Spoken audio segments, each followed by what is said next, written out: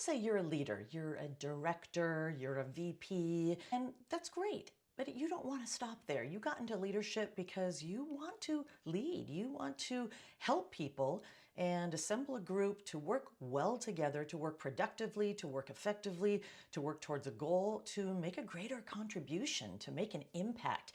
And so you got to director, but you don't want to stop there. You got to VP, you don't want to stop there.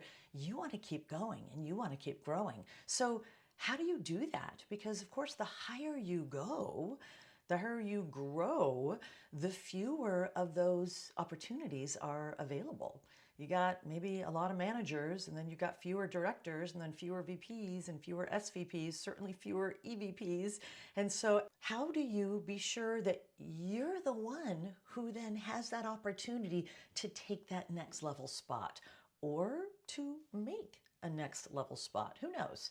And so that's a big question. I got together with several executives recently and I asked them that question is, why would one person be more likely than another person to get that next role, to get to the next level, to be the one that their leadership says, and now we're talking really high level leadership, says they're the ones that we see most out of everyone to be able to really help us to run this business and to serve this business going forward, not just now, but as the environment evolves and as industry trends evolve, that this is the person who we see able to help us drive into the future. This is the one we see able to put together and develop the most high-performing team or set of teams to enable the company to meet the demands of a shifting marketplace and to come out on top and to come out successful. It's a big ask.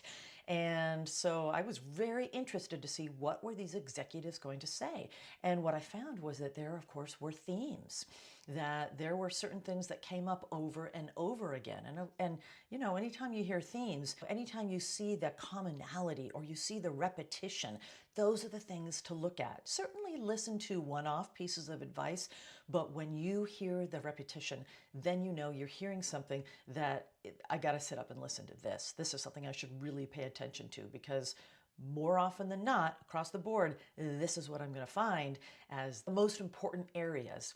So let's look at those three to be sure that you as a leader who wants to grow, are equipped with the top areas to absolutely to work on, to hone, to finesse, to adopt these things and to be the very best you can be, to be the top of your game that you can be in these three areas. So when that opportunity comes up, or when the opportunity comes up to create an opportunity for yourself, that you are ready because you got these three items.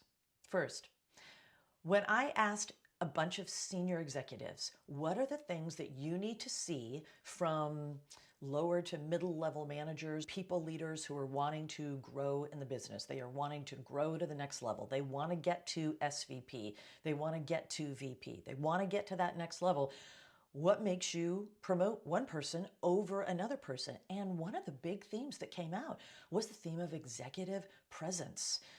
Because these people shared with me, I've got someone, so I'm an SVP, and if I'm going to promote a director to VP, and I'm going to trust that person as the newly minted VP to go into these senior meetings, to go into very senior meetings, to go into these top customer meetings, I need to know that they can hold their own. I need to know that how they carry themselves is going to represent the business well. I need to know that they're going to be able to talk to anything.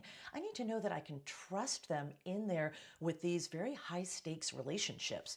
They need to be a really effective communicator. They need to be a great listener, and they need to be able to be persuasive. They need to be able to make a case. So you want to ask yourself, to what extent am I happy with? Am I satisfied with? Have I gotten positive feedback on my own executive presence? Am I showing up with executive presence? Am I slinking into meetings without visual executive presence? When I speak up, am I just blurting out my idea, or am I framing it up persuasively? Am I doing most of the talking and really not listening? And so now my talking is not on point to what the issues at hand are, or what the true concerns that the customer has, or that the board has, or whoever you are talking with. if you're not in tune with them through listening to them, that's going to be a red flag. So take a look at your executive presence. If you don't know how your executive presence is, it's time to get some feedback. And if it's not stellar, if the feedback you get isn't, you got great executive presence. And I mean, don't ask the people who love you. Don't just ask your friends. Ask your critics. Ask people who will give you really honest feedback. And if that's not a strong area for you, it's time for you to go to town. It's time for you to roll up your sleeves. It's time for you to get some coaching. It's time for you to do some practice. Time for you to get some best practices and practice those best practices and really hone that ability to show up well in a compelling way, to connect with any audience, whatever level audience in that meeting, and to come out with a win. And really what by that I mean is come out with a win-win. So whoever you're speaking with feels like, they made amazing points and I see where they're coming from and they connected with where I was coming from and we've got a good outcome that we came to together. Second, in asking executives what they look for in someone who they really want to promote to the next level, one of the greatest areas they look for is, can this person really, really manage people? So if you're a director and you want to get promoted to VP, how are you at managing your people? How are you at managing the team? Are you thinking about your team members and are you adapting to their style? If you are just throwing your weight around according to your own style and you're expecting everybody else to, quote, speak your language, then that's an area you got to look at, because managers are the ones who adapt. Leaders are the ones who adapt their style if they're really, really good, if they really want to grow and they want to demonstrate that they're a great leader of people. They adapt their style to the people that they're working with.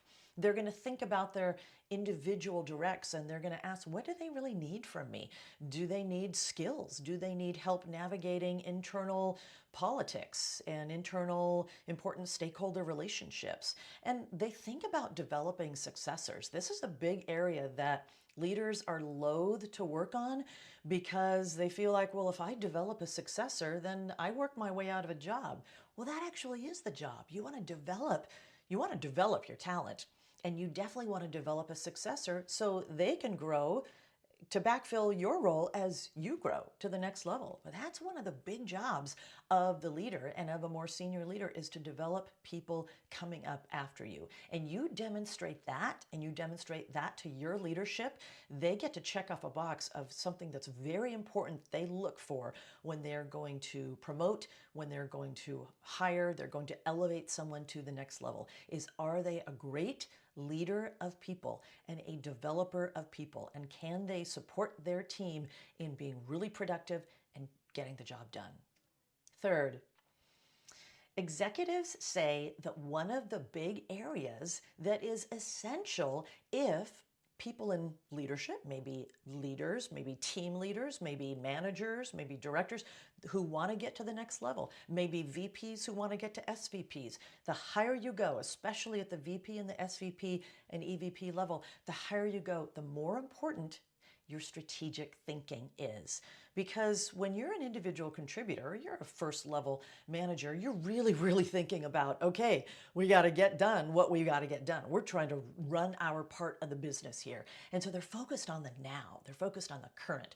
Whereas the higher you go in leadership, you've really got to demonstrate, if you're going to get to that next level, you got to demonstrate that you're a strategic thinker and you're not just looking at the current, you're looking at the future. You're really looking at industry trends and you're asking yourself, what does that mean for our business or for my part of the business? How am I going to potentially need to shift the business based on this? What are the implications for our business? What does that mean for us?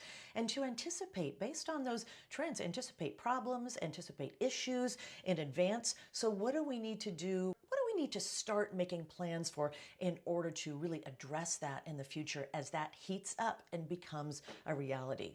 You demonstrate that you are someone of future focus, that you're a strategic thinker, that you're looking at something and saying, you know what, I see how this is working well for our department now. Over the long term, this is not. And so let's get out ahead of this and start investigating different systems now or different approaches now. You show that you're that person. You start to put yourself up towards the front of the line as the one to be selected when that next higher level position comes around. So, if you really do want to move to that next level of greater levels of service and contribution and performance as a higher level leader, as an executive, you're going to take a good hard look at your executive presence and you're going to sharpen that up. You're going to look at your people management skills and ask yourself, how can I, even if you're good, how can I be better? How can I be better at that? And then you're going to look at your strategic thinking. Am I thinking fully about the current, or am I starting to foster and to demonstrate? Got to demonstrate that to my leadership. Demonstrate my ability to think strategically and to help lead the organization effectively and successfully into the future. You do those things and you're going to put yourself up at the front of that line.